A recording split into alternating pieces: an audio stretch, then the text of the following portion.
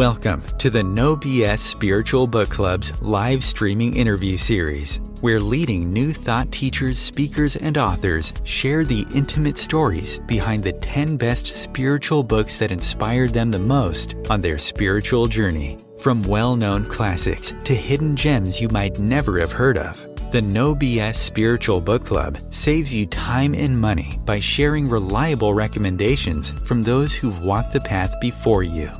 The No BS Spiritual Book Club, the only no BS guide to the best spiritual books to inspire your own journey of self-discovery. Here's your host, founder of the No BS Spiritual Book Club, Sandie Sedgbeer. Back to the No BS Spiritual Book Club's live video series, and joining me today to share the stories behind the 10 books that influenced her the most on her life path is speaker, teacher, Multidimensional Seer and Integration Specialist SUZY MILLER.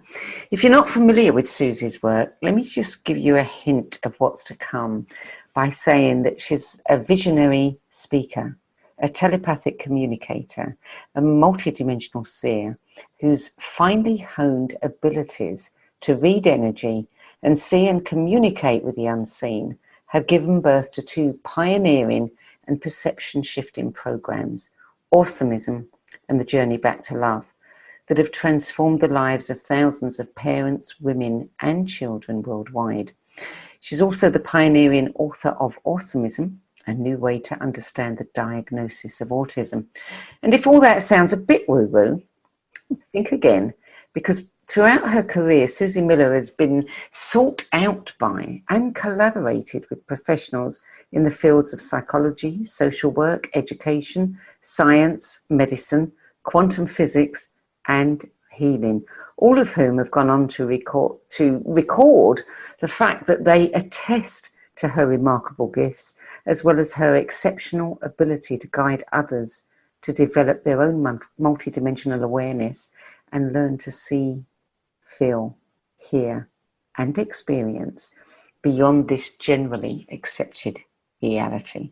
So if you have questions for Suzy, and I can't imagine that you won't, feel free to post them in the chat window as we go along, and we'll address them later at the end of this session. And now, SUZY MILLER, welcome. Thank you for joining us. Thanks for coming out to play. Yes, I'm here to play for sure. For sure. And before we start discussing your 10 best spiritual book list, two questions we ask all our guests. The first one is, what do books mean to you?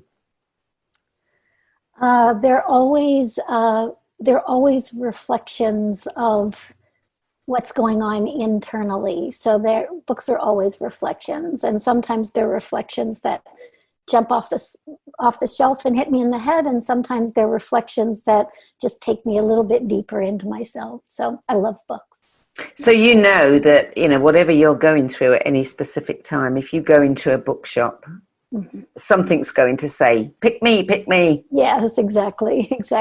And sometimes it just jumps out and hits me. Yes. Yeah. I mean, that's such a cliche. Oh, the book fell off the shelf and hit me. But it happens. Totally. Yeah. More often than I can say. Yeah.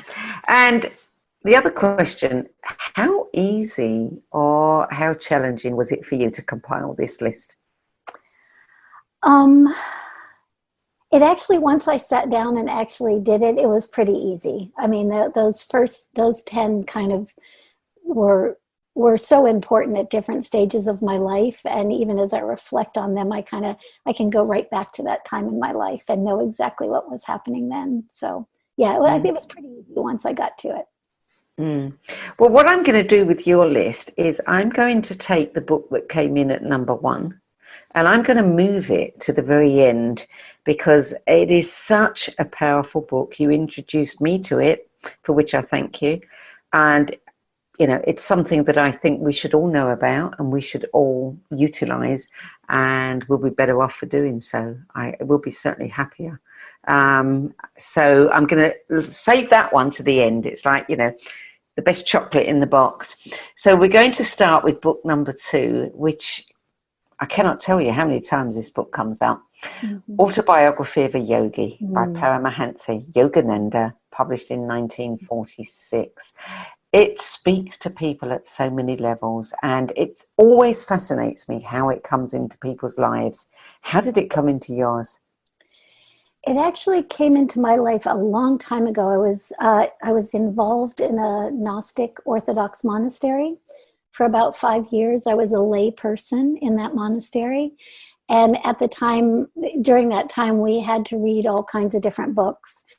And that was one that just absolutely stuck with me. So yeah, it was, on the one hand, it was something I was meant to be reading because of my association with this Gnostic Orthodox Church and the Essenes.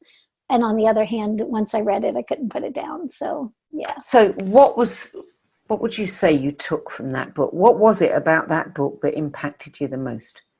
Well, it was interesting because it wasn't what the monks and nuns of the monastery would have wanted me to get from it necessarily. It was really what came about naturally, which was I was just so moved by, I'm moved by this in a lot of different arenas, but when somebody, hears a calling or has a message and they're asked to deliver that message, and in his case, in foreign territory, leaving India and coming to the West and opening that conversation up to people of, starting in California of all places, it's like, so I'm always moved. I'm just really moved when people have that deep of a calling. And I'm also moved by people who introduce things that are not known. It's like I have a lot of empathy for that. It amazed me. And the other thing too, I still to this day sometimes will just put that book up on my shelf, like facing me. So I catch a glimpse of it every now and again because, oh my God, those eyes, it's like you can just see the presence and the, intentionality in his face, in his eyes. So. It's so true that the energy comes through. It comes through, in the title, it comes through in the cover picture, it comes through. You can feel that energy emanating from the page.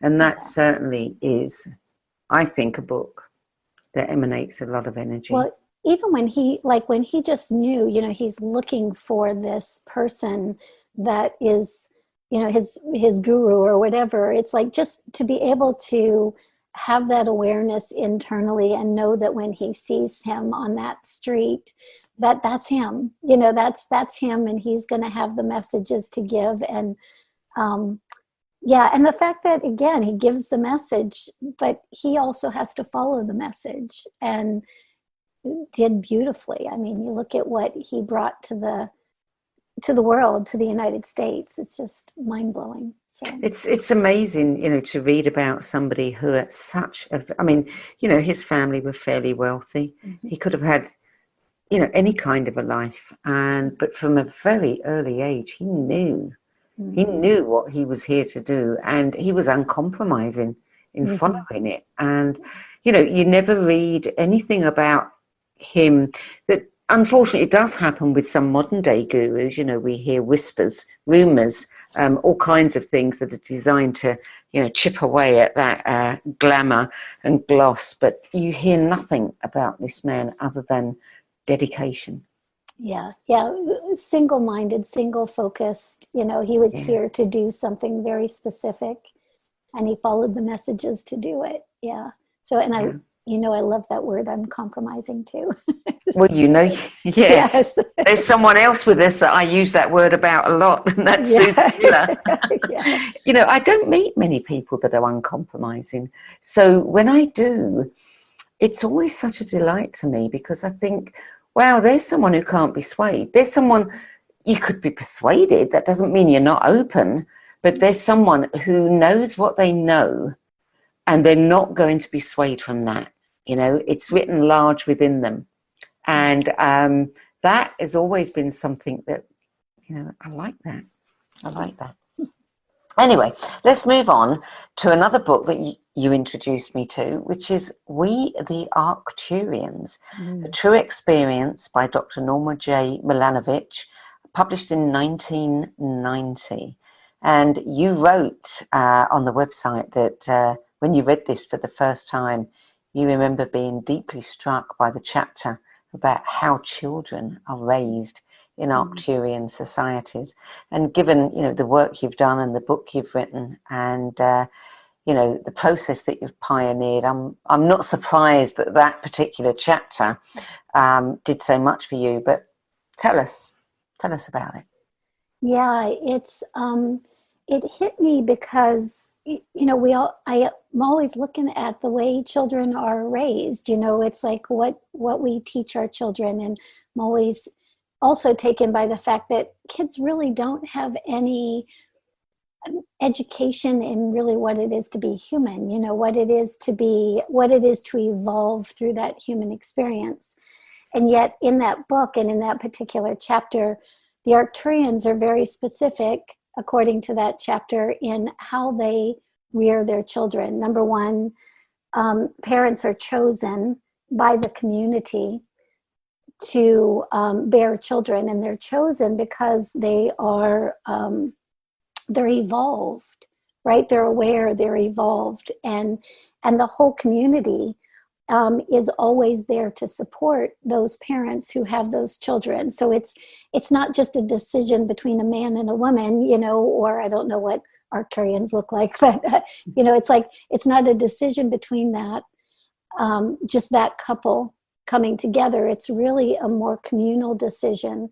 And in that communal decision, it's like there's also all the support to raise that child through consciousness. And so even when this race, when they go to school, they're educated by the most aware among the community, right? And they evolve through their education process, not based on what they've learned as far as accumulated, as far as cognitive kinds of information. They go to the next grade, so to speak, based on their capacity to give back to the community, to give back to and to support the greater whole. So they're taught from the very beginning to use the consciousness that they've been given, graced with, to offer it back to something bigger than themselves, which, it made me think of like, oh my gosh, maybe it wouldn't be so exciting to have people telling you who can have kids and who can't have kids. That's probably not going to go over very well. But I just love the piece about that community was there to support them, and that it was all about evolving. It was all about evolution. So, yeah. It sounds like something incredibly idealistic. And if you think about, wow, what would our planet be like if we did that? Mm-hmm. You know? Yeah, I'm always taken to, even when I meet families, you know, working with families all the time, it's like I meet people, and sometimes people are so conscious of what they're doing and why they're doing it, how they're doing it. And they always strike me too as, what kind of child does that raise versus, you know, just, oops, you know, we're having a baby and here we go. And oh my gosh. And, you know, have it work through my own stuff. And, you know, so it's fascinating to me. Fascinating. Yeah, me too. Yeah, and it is a book worth reading. And I remember exactly where I was when I read that book, and I remember how it impacted me as well. So, yeah. The next book, number 3, Falling into Grace, Insights on the End of Suffering by Adyashanti, published in 2011. Mm-hmm. I love Adyashanti. It just makes my heart warm just thinking about it. Yeah, just such a gentle, kind, clear man. And that book came actually at a time where I was really challenged. I was really kind of struggling emotionally. I was struggling with my own thoughts, and I had kind of come through a period of, you know, like really knowing what I wanted to do and how I wanted to do it and doing that. And then that had transitioned off. And so I picked up that book about that time, and I had actually just left one of his silent retreats when I picked up that book. And what really hit me is that he talks about it from the very beginning. As a child, he became aware that the adults in his environment, they actually believed their thoughts. And he found that so both uncomfortable and kind of, unbelievable that the adults in his environment actually believed what was going through their head. And it was the very first time I went, oh, okay, that's exactly what I'm doing right now. That's exactly where I'm in this suffering. It's so just even backing off of that a little bit and maybe not thinking about my thoughts so much and just kind of feeling more into my body. But the whole thing, it's that whole book is like a piece of poetry or something. It's like, it's really fascinating. It's amazing and very insightful as to how we actually create our own suffering, by maybe being a little bit more involved in our thoughts than we need to be. So, yeah, that's a big one, isn't it? Yeah, it's a huge one. Thoughts. Yeah, we think they are things and they are real, but we need to be more discerning. Book number 4, I Heard God Laughing. Poems of Hope and Joy by Hafez, translated by Daniel Ladinsky, and that was first published in 1996. You're a romantic, aren't you? I am a romantic. I'm totally a romantic. And you can see I've literally, this book is beat up. I have it next to me more often than not. Hafez, I mean, it's that connection to the divine, that connection to the beloved. And, he, like Rumi, kind of uses words that most of us, don't use on the regular basis, but such an invitation to a deeper place within yourself. And this book was actually given to me by this young woman who, way back in the day, I helped this gentleman transition. And I had never done anything like that energetically. I wasn't even sure why they called me, but she asked me if I would help, and she knew he was dying. And so she just basically wanted to know what was going on, as he was going through that transition. And he was in and out of consciousness by the time I was working with him quite a bit. And it was a fascinating experience to watch him leave his body literally from the lower chakras up. Just, he started taking off. And so after that transition was done and she had had time to mourn and everything, she sent me this book.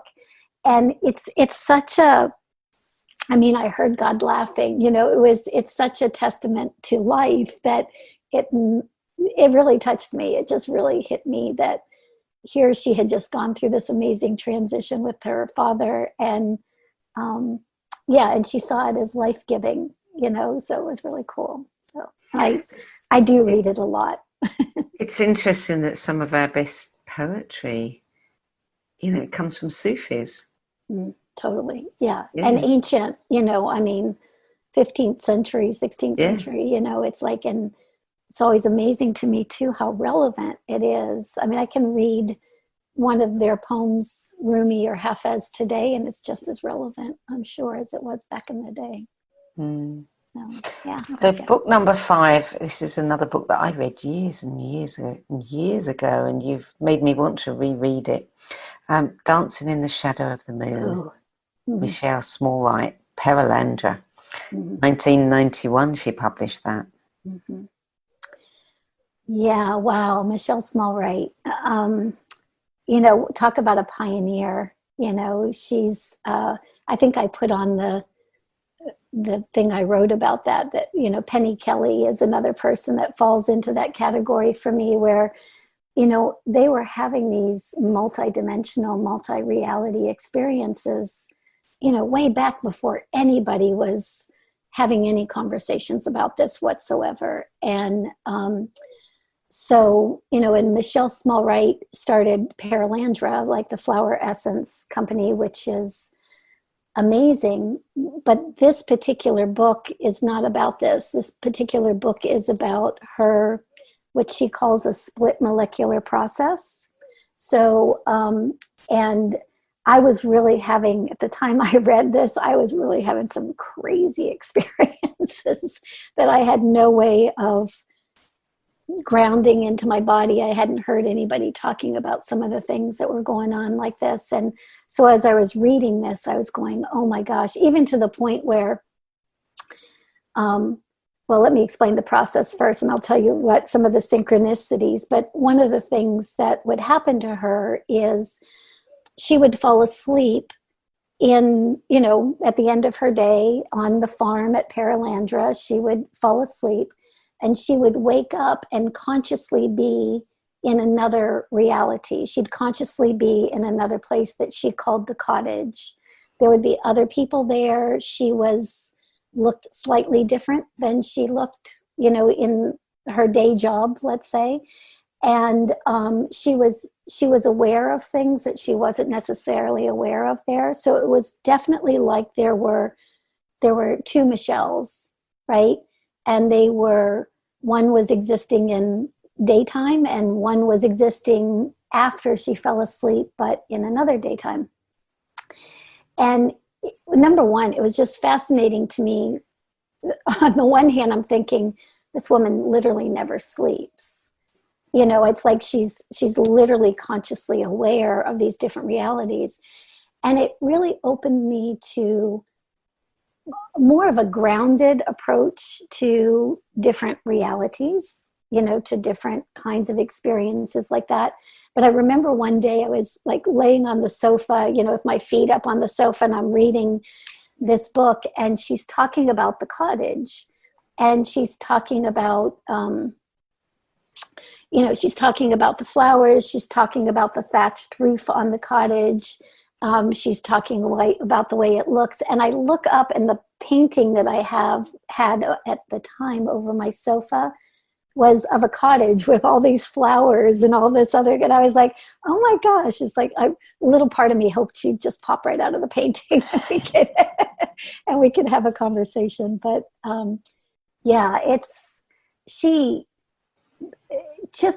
I think the other thing that got to me in doing the integration work that I do now, I see why I was interested in it then, because just what she went through in order to have this, these two worlds, really function as one, in her physical body and through her physical experience, and the capacity to bring information from one reality into another. And, we can see that all as kind of science fiction or something like that. And at the same time, we're all doing some version of that all the time, right? We're all picking up information from somewhere else that we don't know where we got it from and bringing it into a different reality. She just was living both, which was amazing. Have you ever been to Paralandra?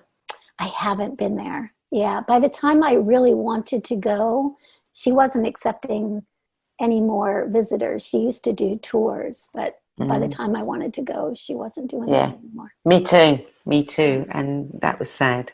Yeah. I'd love to meet her though. I mean, even the images of her in that book, she just, it's like women get to a particular age in their life and a particular state of their own awareness, and they're like, I don't really care what you think. It's like, so in just even the images that she created for herself were like, ask me a question, I dare you. She's gonna blow your mind. Yeah, for sure.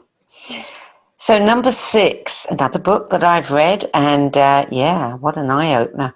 My Stroke of Insight, A Brain Scientist's Personal Journey by Jill Bolte-Taylor, PhD. First published in 2006. And I'll tell you what I discovered today was that it was first published on lulu.com, which means that she self-published that book. Oh, wow. I didn't know that. Yeah, so it must have been picked up by a mainstream publisher at some point. But yeah, I unearthed that fact today. So, all those writers out there that are always asking me, can you self-publish and can it go on to be a bestseller? Well, yeah, it can. You can, for sure. Yeah, she's amazing. Amazing.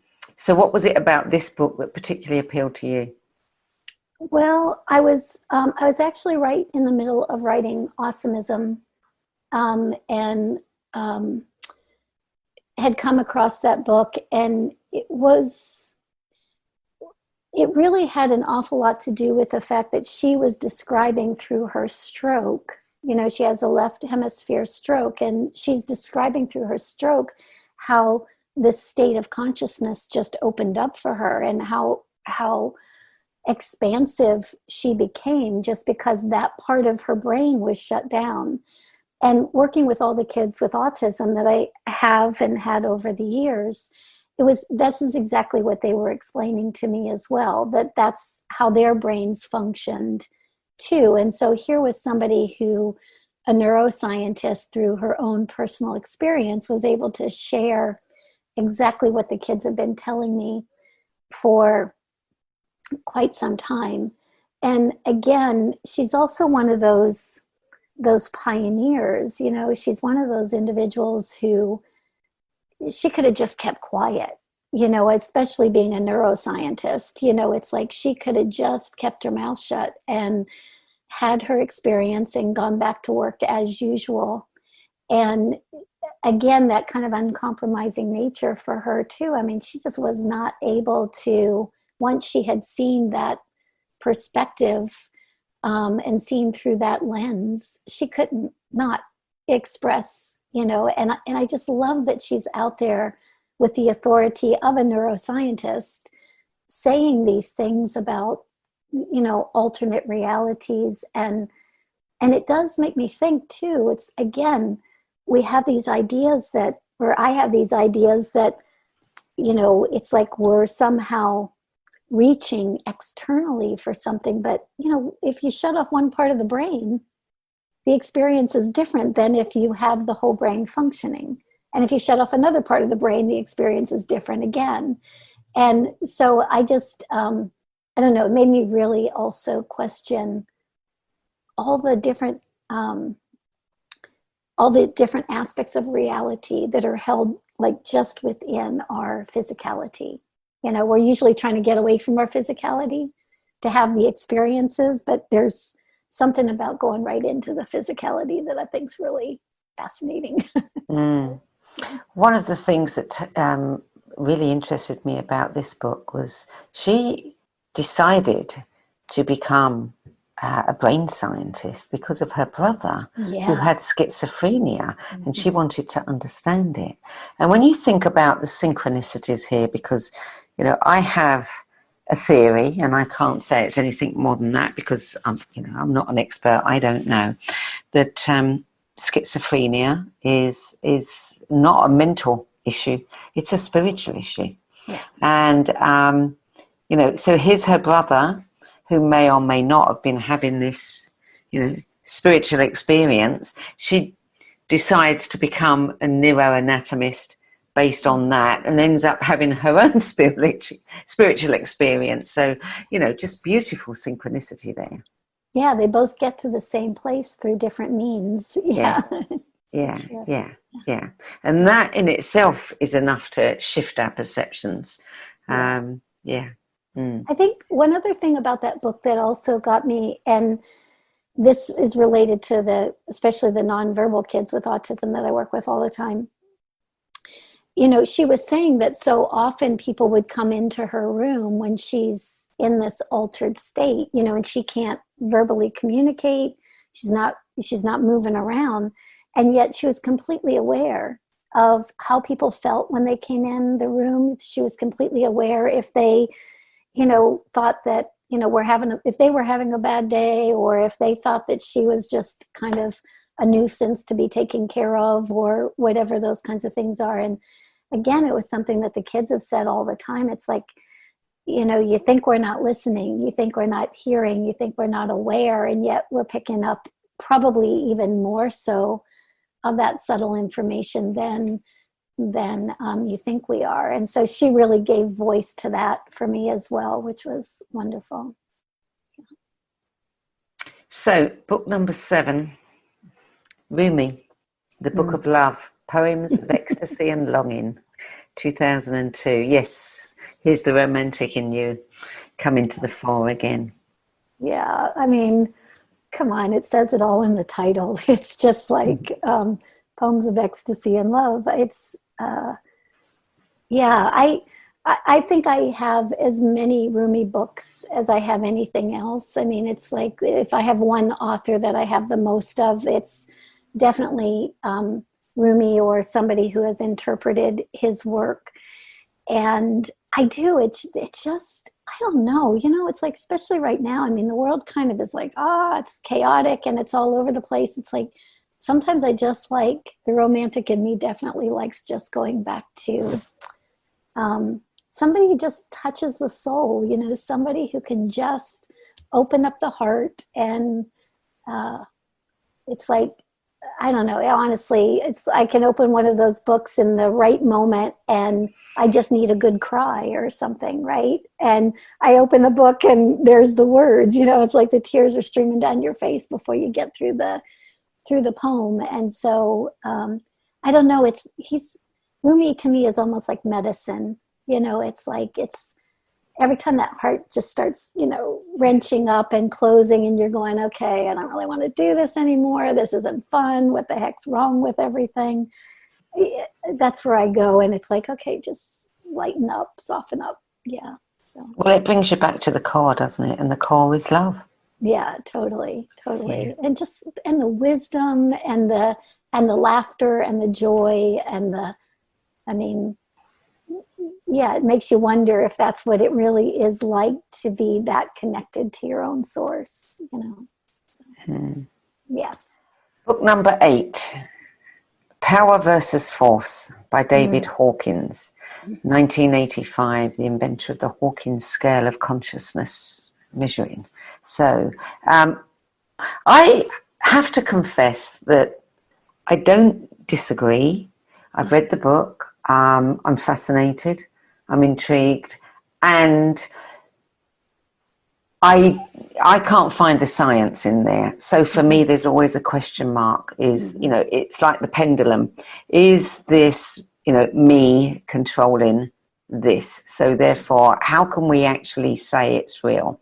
But I know you've had a lot more experience with the Hawkins scale than I have. So tell us what it is about the Hawkins scale that interests you. Yeah, I think I get what you're saying, Sandie, about the pendulum and scales like that. And quite honestly, I'm a little bit hesitant. I mean, I've had people, calibrate me, as they say, through the Hawkins scale. I've had various people calibrate me over the years, and they all calibrate you a little bit differently, and so there's clearly a human factor, that comes into play. And I did kind of smile because one person in particular who calibrated me, who really didn't like me all that much, that was the lowest calibration. I thought, fair enough, it's like you pretty much told me how you felt. That's all right. And but what I did like about Power versus Force is I liked the scale itself. I think the languaging of the way that's laid out gives us really, where he talks about, he'll talk about joy being at a certain frequency. He'll talk about guilt and shame, being really at the lower end of the frequency band. And that makes really good sense to me. And I liked using that to say, okay, well, either this is where I am, or maybe this is where one of my clients are. And if we can move even that incremental, from, let's say, anger and frustration, or maybe we move from guilt and shame to anger and frustration, right? That's just enough of a tipping over the edge that it changes the frequency. So I liked that book for that reason. I was also spending a lot of time with Bill Tiller, at that point because we were working on the autism intention experiment. And he, of course, he was a student of Hawkins, and so were many of Bill's students. So that's where all this calibration stuff started really coming into play. And I also liked, I'll tell you one thing I liked and one thing I didn't like about that. The thing I liked is I liked the idea that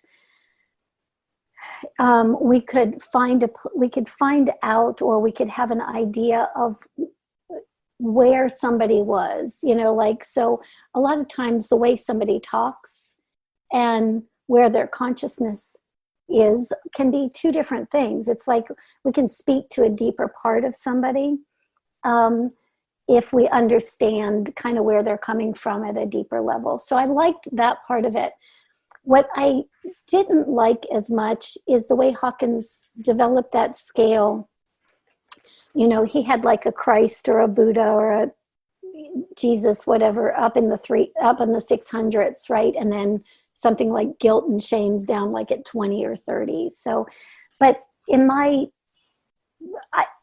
belief and my experience would say that no matter who a soul is that is here, no matter how evolved they are, they would have continued to evolve.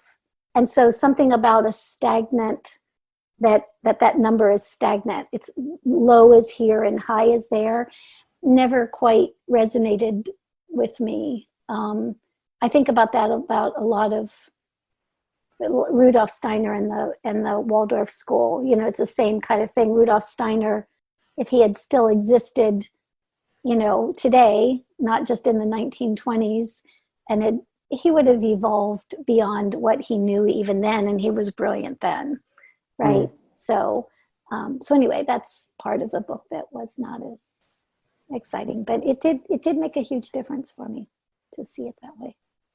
Good. Okay, yeah. Book number 9 is The Sanctity of Human Blood. Vaccination is not immunization, by Dr. Tim O'Shea, and that was published in 1999, which for you was a very pivotal year. It was. He came along right at the right time. Yeah. I mean, in 99 is when I had my experience with my little autistic friend who kind of blew my world open. And, in part of our conversations, he was sharing with me that the vaccination was actually what kind of set him on his journey with the characteristics of autism. And once I started to really look into this back in 99, there wasn't really much written back then. There wasn't really much being said about it, but this, I think Tim O'Shea was a chiropractor actually, and he had written all of this information proving that, this whole concept that vaccinations are not immunization. So when you get vaccinated, you're not protected against anything was his. And it was just the way he laid it out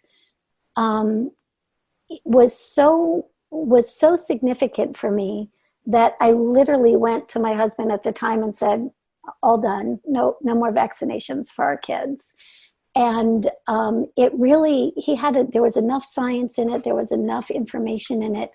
And based on what I was hearing from my little autistic friend, the combination of the two, I mean, so my youngest daughter she's 23 now, and she hasn't had anything since, I think the last thing she got was when she was 18 months old, but she hasn't had anything since then. Yeah. So. Yeah, and this unfortunately is becoming a really loaded topic that people cannot discuss, intelligently and impartially. So, it's a shame that this is happening in the world.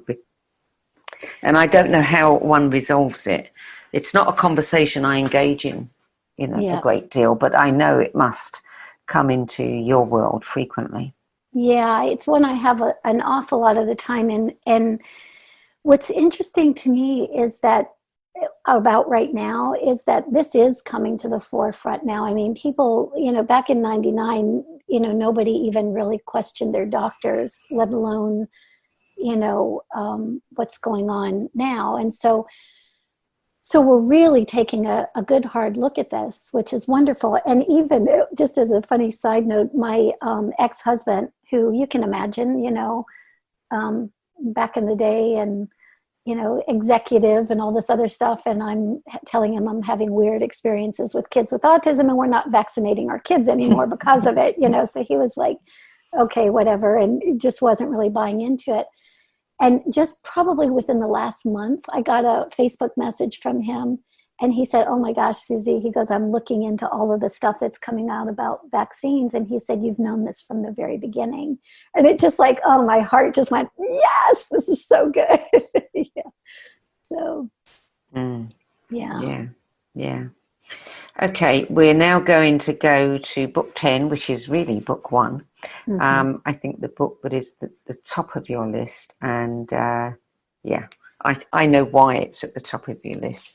The Presence Process, A Healing Journey into Present Moment Awareness by Michael Brown, published in 2005. And I know you're doing this for the 7th time. What do you like about it so much, Suzy?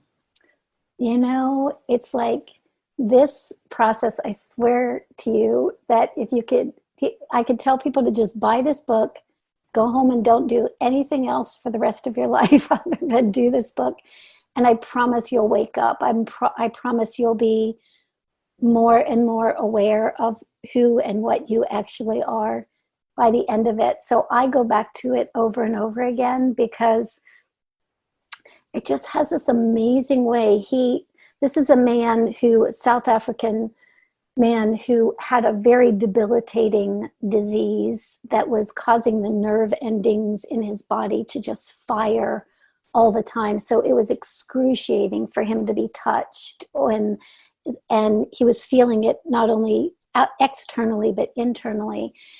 And he basically, went to the medical professionals. He went to all kinds of healers. He went to all kinds of, you name it, he did all of it. And basically the bottom line was that he was either going to be on medication for the rest of his life, which he was told most people commit suicide on this medication because it just numbs you out so much that life feels lifeless, right?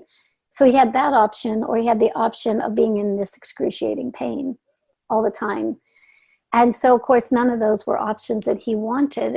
And he basically, it took him 8 years to develop this process.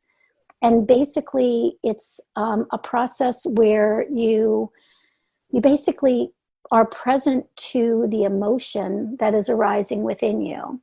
So he always says, we all get triggered every day, right? Every one of us gets triggered every day. And we can assume that triggering is negative, or it's something that's working against us, or it's something that's bad about us.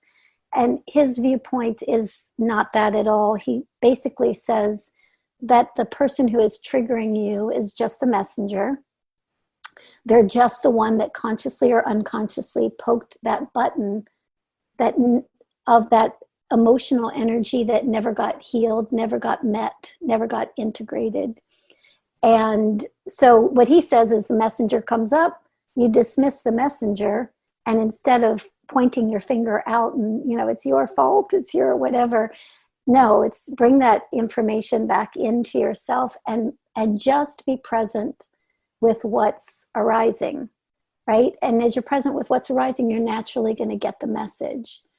So he created this 10-week process, basically, and it involves like a 15-minute breathing practice, continual breathing.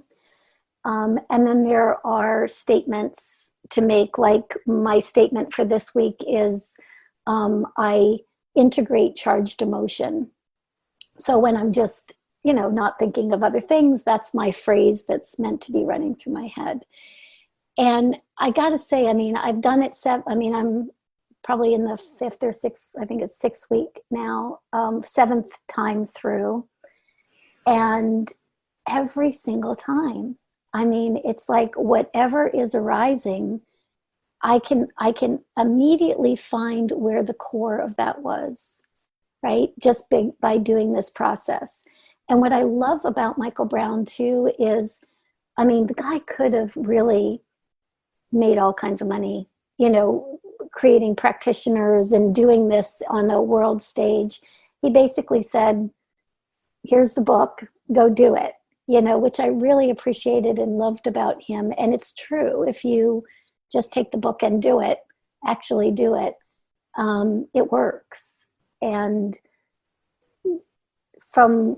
I use it all the time. It's mandatory reading for a lot of the courses that I facilitate. But even with the clients that I'm working with, I use it every single day.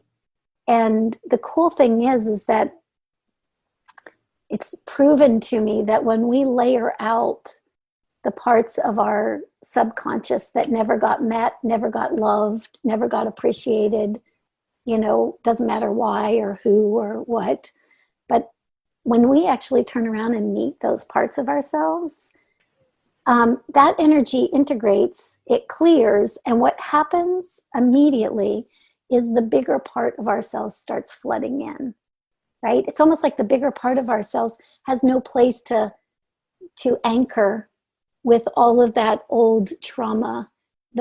So I tell people all the time, and I so wholeheartedly believe this, it's like as far out as we go into the ethers, into multidimensional realities, that's as far in as we have to go within our own psyche to give that a resting place. So brilliant, man. I love that guy. It's just amazing. Yeah, and it is quite a testament that he stepped back and, you know, has chosen not to make lots of money out of this and be a public figure. Just hand it off, you know, and give this gift to the world. And I have to say that even if you just read the book and don't do the process, it is going to affect you. It is going to affect you without any doubt whatsoever. It was the one book that I literally, I can't even remember now how I found it or who recommended it to me. But I remember when I went and picked it up at the bookstore, I just, you know, you grab the book and I, you know, just was holding it. I was going, whew, there was just something that was so exhilarating just about holding it. And I remember going home and going to sleep that night, and it was laying on the end of my bed, wasn't ready to start it yet. And it literally took me about a year until I did start it, which I think is pretty typical for most people that I recommended to it as well. But I remember putting it on the bed and going to sleep that night and just like having this dream, like of all of this, like darker kind of stuff. And I was like, oh, I don't want anything to do with that book because, you know, it's bringing up all this stuff. Only to find out a year later when I did start it that, yeah, that's exactly where you want to go, you know, into that shadow stuff and reclaim the power of it. So, yeah. Very cool. You know, part of the description of it on Amazon says what the presence process procedure reveals through direct experience is that any attempt on our behalf to get rid of our emotional discomfort through reaction is futile. Instead, it experientially reveals to us the miraculous transformation which unfolds when we embrace the lifestyle of conscious emotional responsibility. Mm. And couldn't we all use that right now? I mean, you think about it, it's like you watch what's going on in the world and people pointing fingers and, you know, this faction of humanity against that faction of humanity. And it's, okay, we're all seeing what we're seeing now, but we've created that out of our own shadow, right? We've created that collectively out of our own shadow. And the cool part is if we know that, we get to reclaim the power of that shadow and start again. You know, we get to do it again. So, cool. So it's probably a bit of a silly question to ask you. Which of these books, this 10 best list of yours, if you were to choose one book to give to somebody that you cared for who was starting out on their spiritual path, which one would it be? That one for sure. Yeah, the presence process. Yeah, no doubt. Yeah. No doubt. Good. Okay. And there is something else we always ask our guests. I always ask for keywords on their page, descriptive words, nouns, things that they would use to describe themselves. And we always get the typical, the biographical, the author, the teacher, the speaker, the whatever. And, we've got all of those for you. But I want a word from you, one key word that maybe not many people know about you. Maybe your best friend might know, or your family, your kids, something that reveals Suzy behind all of this incredible expertise that you have. What would it be? Yeah, this is where you get naked. Yeah, exactly. Well, that could happen too. My kids would know that. Yeah, for sure. Well, actually, yeah. Cleaning house in a tutu. Yeah. And my response to my daughter was, when she brought her friends home, it's, hey, I have my clothes on, so that's good. It's like a clothes in. But I would have to, I'm a dancer. I'm a dancer. I'm like, so, yeah, and I'm a crazy dancer, authentic movement is my thing. So, so can I add a word to that? Yeah, uncompromising. Well, 2 words. Okay. Uncompromising fairy dancer. Oh, there we go. Yeah, I think that works. Because I think that the dancing has this incredibly free, fey-like quality to it. Mm-hmm. And I can see you running around the house, with your duster and your tutu. Yeah, for sure. That's wonderful, Suzy. This has really been interesting. There's a couple of questions that I wish to ask you about your own book. But first we're going to open it up for questions. And I think, let me just have a look. There have been people who've asked about, the actual titles that you've mentioned and made some comments on the things you've said. But we have a question from Jane, who says, can Suzy talk about her own guidance? I'm not quite sure, in which arena you're asking that. I don't know if you want to be a bit more specific. Do you need Jane to be more specific, Suzy? Unless she wants me to offer something, and then if I haven't hit it on the head, then maybe she can redirect me. I'm not sure whether she's asking about, wow. Okay, who are your sources? Who are my sources? They've changed over the years, quite honestly. When I very first started, when I very first had my first opening, I had all kinds of different energies, which I considered to be guides, or those kinds of things, come and start show me how to do different things. I had an Aborigine come in and teach me light language. I had a woman, Polynesian woman, who came in and taught me how to do like psychic surgery, like work with laser hands. And for whatever reason, honestly, I think that at that time I was a clinical speech language pathologist, so I'm a see it to believe it kind of chick, and so at the time, I think I had all of these energies or experiences that were external to me so that I could believe it. And so those guides over time began to integrate, and when they would integrate, they would leave. And at first I didn't understand that. I didn't understand that everything that I was seeing was part of me. So ultimately, my sources are all that is, ever has been, ever will be. It's source itself. It's all that is. And those supports and those awarenesses of myself have come in different ways and in different ways as I have been integrating that awareness, within myself. And I will say that this last round through the presence process is probably gotten me closer to the experience now of really feeling like that information is my source. Source is my information, and the information is my source. So they're both and one and the same. Yeah, I hope that answers. You've also the been question. channeling the collective consciousness of the children for a long time. Yeah, yeah. You know, yeah. and I would say that as somebody who, you know, has been in this arena a long time and spent quite a few years steeped in the world of the new kids, I think that, you know, yours is the first voice. You've been the voice of those children. And you have been, I think, one of the loudest voices, if not the loudest voice. I think what I didn't realize, honestly, at first, Sandie, was that, again, the collective consciousness of the children was coming in like as an external, what at first as an external, perceived as external.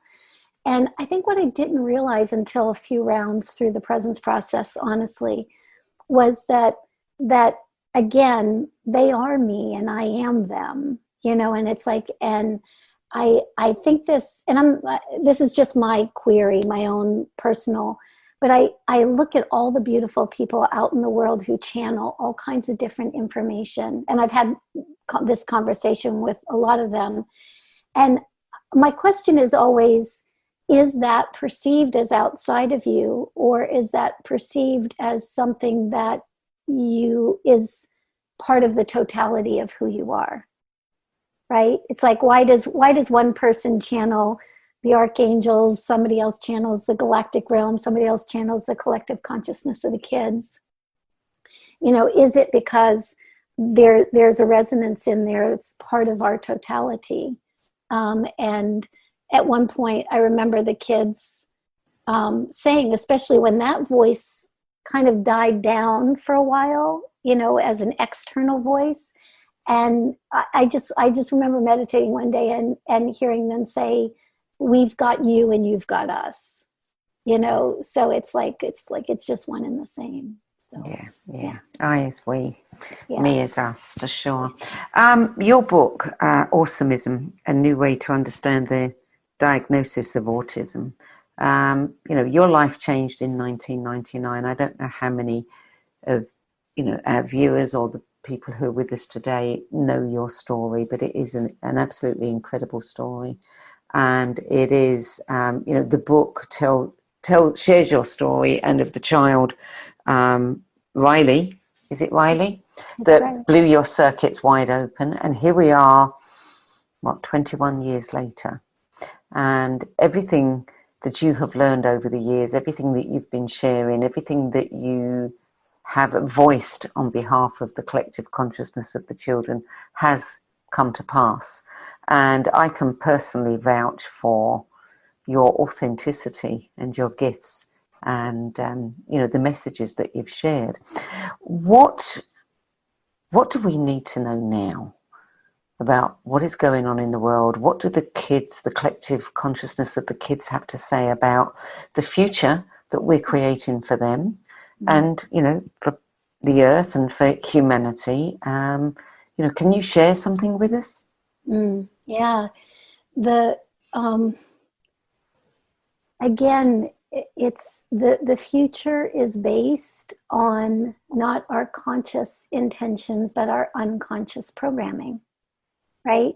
So, you know, that I just had a conversation with a young man, diagnosed with autism on Facebook the other day, and I had just gotten finished teaching a class, you know, the Autism Integration Series, and we were talking about just how important our own inner work is, and especially when it's related to energetically sensitive kids, right? And so they feel first. They feel first, and they've always told me, feel your way through life, don't think your way through life. And so, you know, if there was a message coming from them at all, it's just that we really do have this amazing invitation right now to feel. And sometimes we're feeling because the shit's hitting the fan, and we're used to being able to avoid certain situations. We're used to avoid able to avoid certain conflicts, but we can't do that now. We're locked in our houses, got people around us. Those feelings are coming up, right? And every time I have any conversation about that with that part of myself at all, it always goes back to be with it. Be willing to be with it, because if we are, we neutralize it, and the stuff that has happened in the past never happens again. We really do get to create the world that we would like to live in. But first we have to create a palette, a place for that creation to come out of, right? And so giving ourselves the opportunity to just, I mean, I know we were all taught that certain feelings are good and other feelings are bad, but from the bigger perspective, darkness and light doesn't see any difference in our capacity to evolve, right? They're both pushing us to evolve. And so when we actually give ourselves the opportunity to kind of be in that energy, be with it, something neutralizes, and there's all of this life force energy that comes back in, and we create from there. So thank you for that. You know, you burst onto the scene with your work with Awesomism. And over the years, that has evolved beyond just working with the children. Although we know that often you weren't working with the children, you were working with the adults around the children. Always, Always, yeah. But you started a series called The Journey Back to Love. Mm-hmm. What don't we know about love? What is missing? You know, why does this keep coming round again? Why do we have to make this journey back to love? Yeah, because we are love at the core. We are absolutely love at the core. I mean, we come in to this through my lens anyway. We come into this big, bright, beautiful being, right? Being essence, right? And then we get conditioned, right? We get conditioned, and through no fault of anybody who's doing the conditioning, they're just trying to help us figure out how to function the best way we can as, you know, human beings. And they've had hurts and sorrows, and, you know, they've learned through experience, right? So they're trying to prevent us from having the same pitfalls. So we get all of this conditioning that layers on top of us. So in my world, that essence is always still there. That essence and that beauty is still there. And we just spend our lifetimes uncovering it. You know, we just spend our lifetimes letting it come back up to the surface. And when the journey back to love started, again, it was this whole idea that, you know, we can perceive because of our conditioning that the whole world is working against us. But what if the whole world, our whole reality is working for us? Even to the point of those people that come up to show us our recurring patterns. What if they're there so that we can be present to those patterns and start to release them? And in the last couple cycles of Journey Back to Love, I added the tagline or the phrase beyond shadow and light. Because again, this opportunity to not see, you know, the bad Suzy, you know, the devil Suzy and the angel Suzy, you know, they're both working for the same boss, right? They're both working to bring and to evolve that consciousness, right? And it's the same, that's the part that blows me away. It's like 7 billion people on this planet. And each one of us have different people standing in front of us, triggering and poking different places of us. Each one of us has different people standing in front of us and telling us the beauty that we are, reflecting back to us the gifts that we have. You know, it's all custom designed by all that is to bring us out back to ourselves, right? So I think that's why we are it, yes, and we have been conditioned out of it, yes, and we can return to it, yes. Yeah. Okay. And the last question from me, at least, is that you describe yourself also as an integration specialist, and I know that integration is a really important word to you. What do we need to integrate, and why do we need to integrate? Well, Michael Brown actually was the one that helped me change my languaging around that, because, you know, most people perceive what I'm about to talk about as healing, right? They'll say, oh, well, you're a healer, you do healing work. And I remember I was working with an awful lot of kids at that point. I remember talking to them about that, or the collective consciousness of them about that. And they would say, we're not broken. We're not, just like none of us are broken. None of us is broken because we're conditioned, right? We're just conditioned. And so what happens if we can actually integrate that conditioning? And to integrate it, simply in my words, or in my experience, means to move it back to what it originally was, right? What it originally was, always will be, always can be, is that source self, that essence, that being. To me, that's love, right? The conditioning is what's on top of it.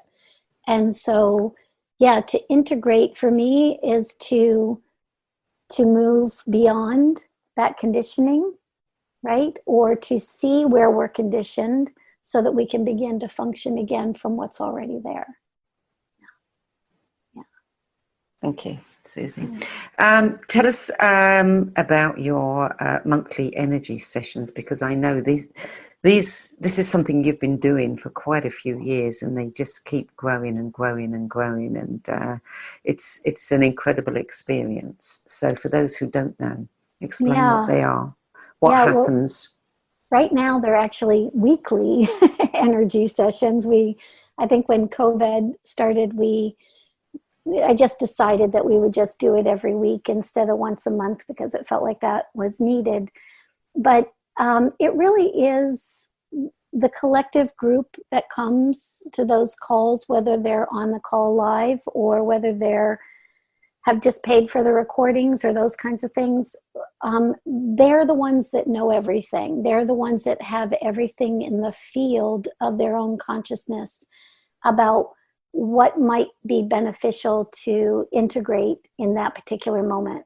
So literally we get on the call and I ask them to bring up whatever they want to bring up in their consciousness. A lot of times I'm sure that's them just thinking about what's going on for them at that moment. And as they flag that information, then it's very easy for me to see what that looks like and what that might require in order to be integrated. So we do a piece of energy work each Monday. And we base that energy work is based on the people who are there, and also based on the energetic environment and what we can actually, how we can align with it. So we work with it instead of against it. Yeah, it's fine. I love it. Suzy, it's always a pleasure to talk to you. And I consider myself very privileged to have you as a friend, and I can pick up the phone anytime. But it's also wonderful to talk to you on air about the work you do and your insights. And, you know, I'm always sitting mouth open in or wondering how on earth you do it. Still haven't worked it out, but I'm glad that you do. Well, I'm glad you do your part too, the grounding part. Yeah. Yeah. So, Suzy Miller, thank you for joining us today. For anybody who wants to know more about Suzy's courses, the Journey Back to Love, her Awesomism courses, and her weekly energy sessions, go to SuzyMiller.com, and I think you'll be able to dip into, you know, everything. You'll find something that really appeals to you, I'm certain, for that. So, Suzy Miller, again, thank you for joining us. Thank you. Thank you. And thank you to everyone for joining us as well. It's really fun to do this with you. We'll be back next week, and I look forward to seeing you again then.